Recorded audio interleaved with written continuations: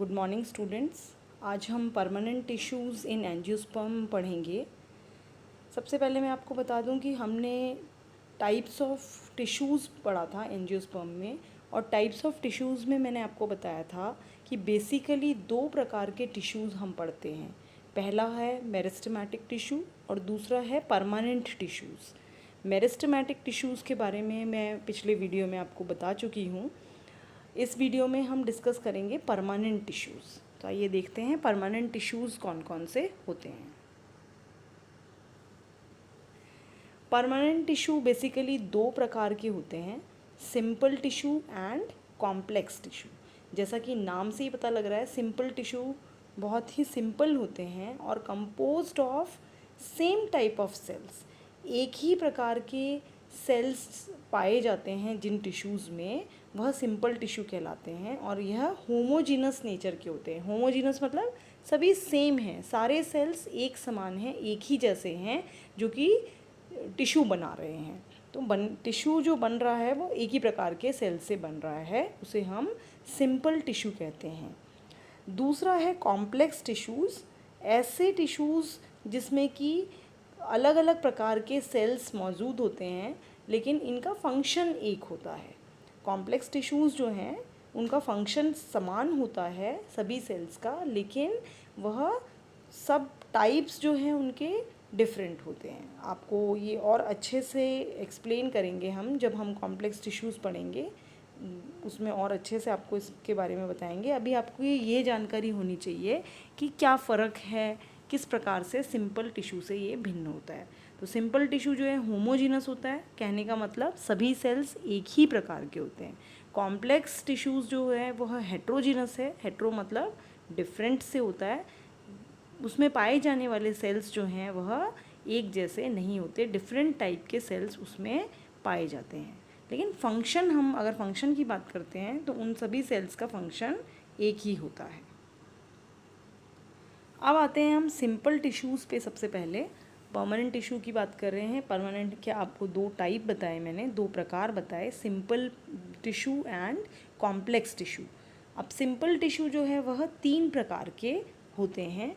Basic जो है वह तीन प्रकार के होते हैं। पहला है पैरेन्काइमा, दूसरा है कॉलनकाइमा और तीसरा है स्क्लेरेन्काइमा। आज हम पैरेन्काइमा के बारे में पढ़ेंगे। जैसा कि आपने पिछली कक्षाओं में भी देखा होगा कि हम जब भी टीएस वगैरह काटते हैं, स्टेम का, रूट का, तो आपको इस प्रकार के सेल्स नज़र आते हैं। आप देख सकते हैं फिगर के अंदर भी।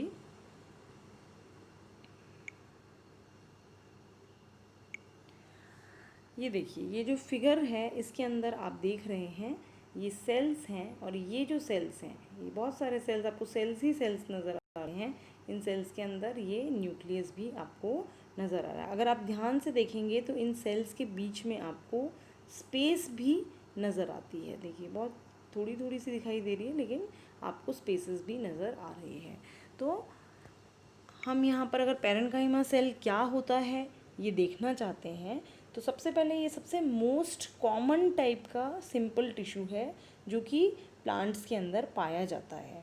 शेप की बात करते हैं तो डिफरेंट, बहुत तरह की शेप में मिलता है ये, लेकिन यह राउंड हो सकता है, हेक्सागोनल हो सकता है, ओवल हो सकता है, इस तरह की शेप से मिलता है। और थिन वॉल्ड सेल होता है, इसकी वॉल जो है वो बिल्कुल पतली होती है, और यह सेल लिविंग होता है। थिन वॉल्ड जितने भी सेल्स हैं मोस्टली वह लिविंग होते हैं, क्योंकि उनमें से एक्सचेंज ऑफ गैसेस वगैरह अच्छे से हो सकता है। तो यह सेल्स लिविंग, ये जितने भी पैरेन्काइमा सेल्स यहाँ पे आपको दिख रहे हैं सभी किस प्रकार के हैं, आइसोडायमेट्रिक शेप के होते हैं। इंटरसेलुलर स्पेसेस इसमें पाई जाती है, थिन वॉल्ड सेल होते हैं और लिविंग होते हैं। इसके अलावा भी इसमें शेप मिल सकती है, जैसे बिल्कुल राउंड हो सकते हैं, हेक्सागन बेंजीन शेप के हो सकते हैं, ओवल हो सकते हैं। और इसकी प्रॉपर्टी क्या है, they are loosely arranged with intercellular spaces. ये है लूजली अरेंज्ड होते हैं, बहुत टाइटली पैक्ड नहीं होते हैं, बीच बीच में स्पेसेस इसमें पाई जाती हैं। अब देखते हैं लोकेशन कि अगर प्लांट में हम देखना चाहें टीएस काट के, तो हमें कहाँ कहाँ पर यह पैरेन्काइमा सेल्स मिलते हैं। अभी तक तो हमने यह देखा था कि एक पैरेन्काइमा सेल अगर हम देखते हैं तो कैसा होता है, थिन वॉल्ड होता है, लिविंग होता है, मोस्टली आइसोडायमेट्रिक शेप का होता है, लूजली पैक्ड होता है, इंटरसेलुलर स्पेसेस पाई जाती हैं, ये सब चीज़ें हमने देखी थी। अब हम अगर लोकेशन देखना चाहें तो आपको, जैसा कि ये देख रहे हैं आप, स्टेम का डायग्राम है, ऊपर वाला ये जो डायग्राम दिख रहे हैं ये आपको स्टेम का डायग्राम दिख रहा है यहाँ पे।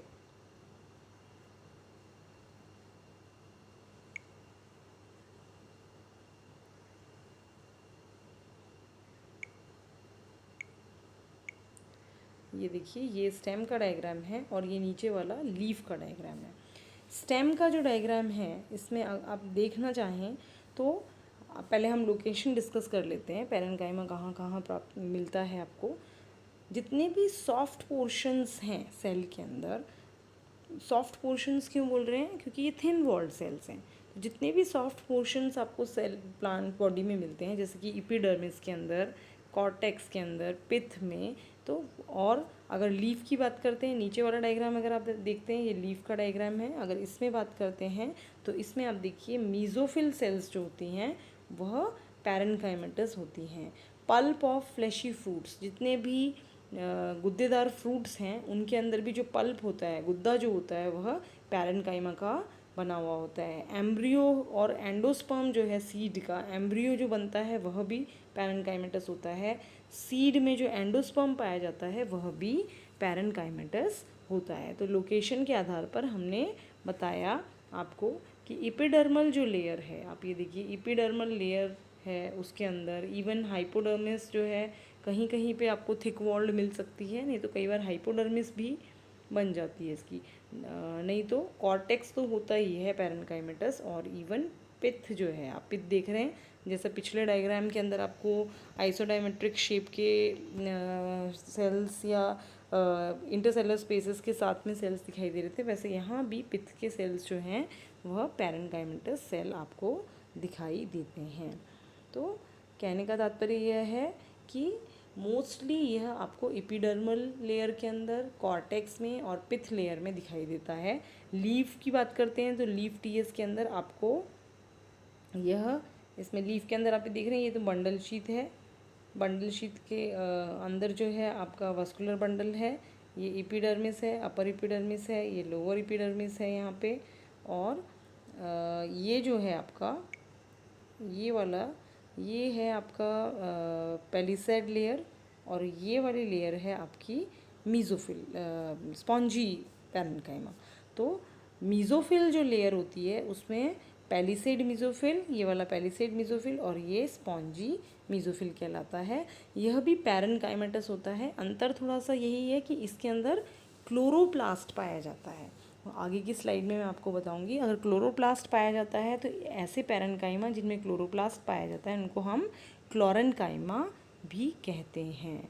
तो यहाँ पर थोड़ा सा शेप भी डिफरेंट है और अरेंजमेंट भी डिफरेंट है। जैसे कि पैलिसेड क्लोरोफिल अगर आप मान रहे हैं तो पैलिसेड क्लोरोफिल के अंदर आप देखिए इलोंगेटेड सेल्स हैं, लंबे लंबे, ये सारे सेल्स कैसे हैं, लंबे हैं, और इन लंबे लंबे सेल्स के अंदर क्लोरोप्लास्ट है। और नीचे जो सेल्स आप देख रहे हैं इनमें बहुत सारी, ये देखिए एयर स्पेसेस, आपको यहाँ पे एयर स्पेस आपको नज़र आ रही है, और इन सब में भी क्लोरोप्लास्ट पाया जाता है। तो मीज़ोफिल टिश्यू जो है वह पैरेन्काइमेटस कहलाता है, पैरेन्काइमेटस होता है। अब आते हैं हम, तो पिछले वीडियो में बताया था कि मेरिस्टेमेटिक सेल्स जो हैं, मेरिस्टेमेटिक सेल्स वह सेल्स हैं जिनमें की कैपेसिटी होती है डिवाइड करने की, और डिवीजन जब वह करते हैं और डिवाइड करके जब सेल बनाते हैं तो उनसे बनने वाला जो सेल होता है वह परमानेंट सेल बन जाता है। तो हम कह सकते हैं कि मेरिस्टेमेटिक सेल से ही जो है परमानेंट सेल्स जो है, ये आपको बता रहे हैं यहाँ पे, ये परमानेंट सेल, मेरिस्टेमेटिक टिश्यू जो आपका है, इस मेरिस्टेमेटिक टिश्यू से ये परमानेंट टिश्यू आपका बन गया है। तो परमानेंट टिश्यू ये फॉर्म हो गया आपका। और परमानेंट टिश्यू जो है, इस प्रोसेस को, मेरिस्टेमेटिक टिश्यू से परमानेंट टिश्यू का बनना, इस प्रोसेस को क्या कहते हैं, डिफरेंशिएशन कहा जाता है। डिफरेंशिएशन इसको हम कहते हैं।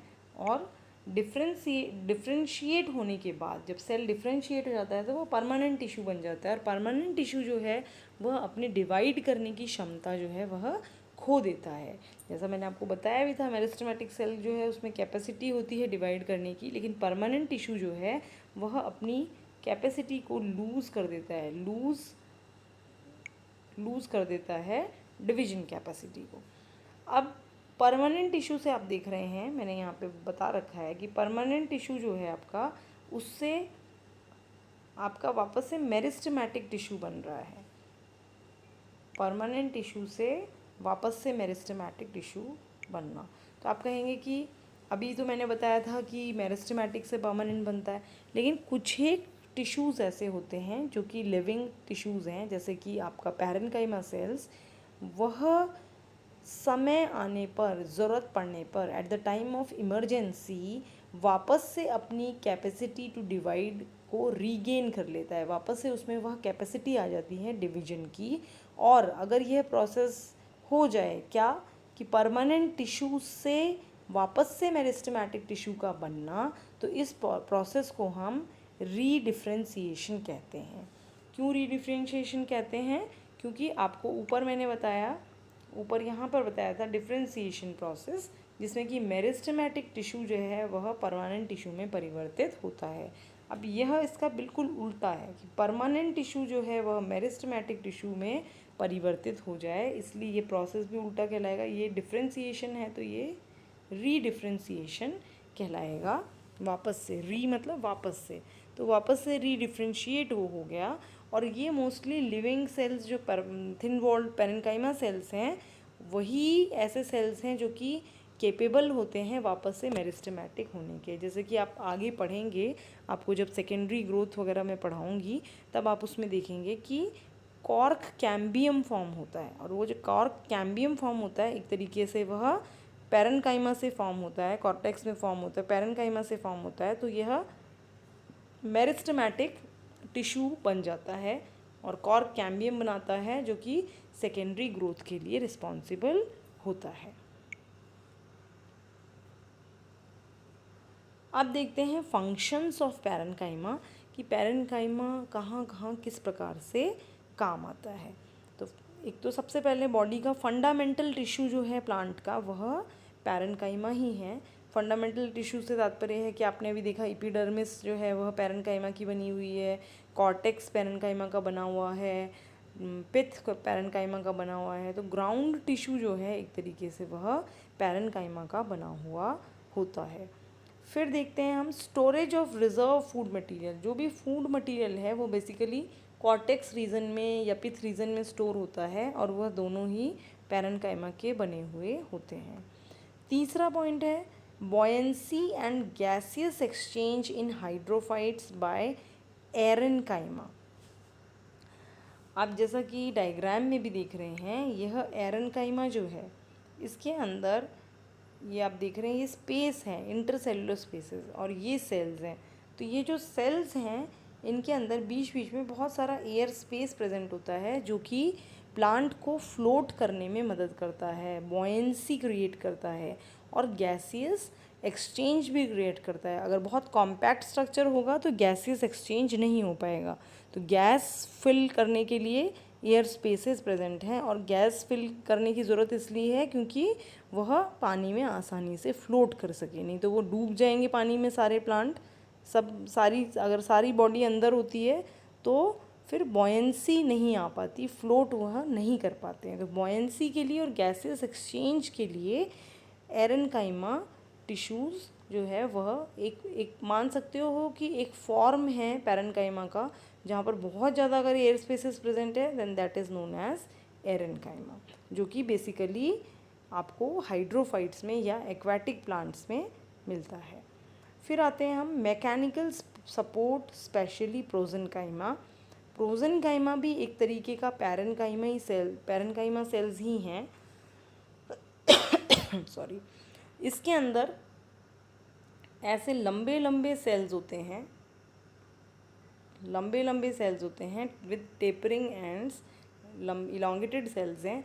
और यह जो है थोड़ा सा मैकेनिकल सपोर्ट प्रोवाइड करते हैं प्लांट को, और दूसरा ट्रांसपोर्टेशन में भी मदद करते हैं, क्योंकि लंबे हैं तो वाटर वगैरह ट्रांसपोर्ट कर सकते हैं, तो उसके भी काम आते हैं, और मैकेनिकल सपोर्ट भी प्रोवाइड करते हैं। इसलिए इनको प्रोजेनकाइमा कहा जाता है, पैरेनकाइमा का ही प्रकार है।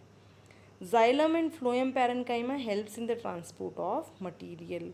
जाइलम और फ्लोएम जो है इसमें भी पैरेनकाइमा पाया जाता है। जाइलम और फ्लोएम कॉम्प्लेक्स टिश्यू है। कॉम्प्लेक्स टिश्यू में मैंने आपको बताया था कि कई प्रकार के सेल्स पाए जाते हैं, तो उनमें से एक प्रकार है यहाँ पर पैरेन को ट्रांसपोर्ट के काम आता है। फिर आता है parenchyma regains dividing capacity and form secondary meristem. पिछली स्लाइड में मैंने आपको बताया था कि पैरेनकाइमेटस टिश्यू जो है, जो कि परमानेंट टिश्यू है, वह वापस से मेरिस्टमैटिक हो जाता है, और मेरिस्टमैटिक होने से वापस उसमें क्या आ जाता है, मेरिस्टमैटिक हो जाता है से तात्पर्य है कि उसमें डिवाइडिंग कैपेसिटी आ जाती है, वो डिवाइड कर सकता है, और क्या बनाता है, it form secondary meristems. Secondary meristems बनाता है, जैसे कि कॉर्क, कैम्बियम।